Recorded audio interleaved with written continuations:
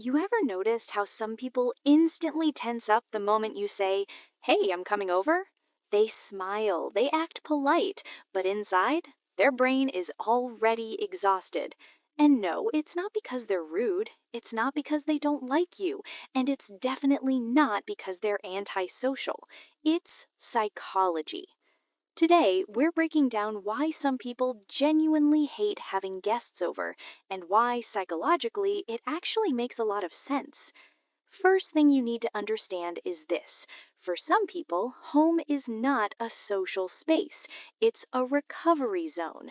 Their brain links home with safety, control, and decompression.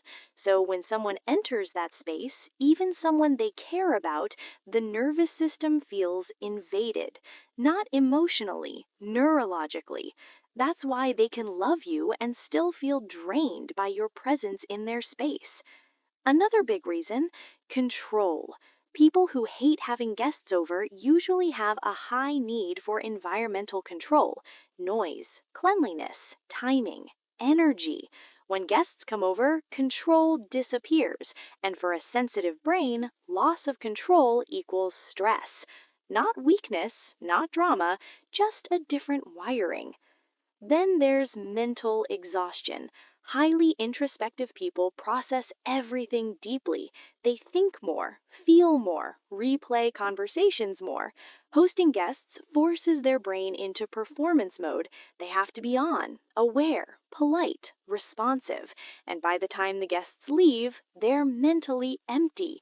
Not because guests did something wrong, but because the brain never got a break. Psychology also talks about overstimulation, too many voices, too much movement, too many unpredictable moments. For some brains, this doesn't feel exciting. It feels overwhelming. They don't relax in chaos. They shut down. That's why silence feels like luxury to them.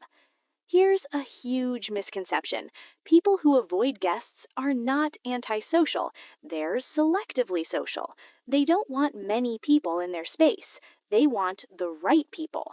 They value depth over frequency, meaning over noise, connection over presence. So they choose quality, not quantity. Past experiences also matter more than people realize. If someone grew up in crowded, unstable, or emotionally unsafe environments, their brain learns to protect personal space aggressively.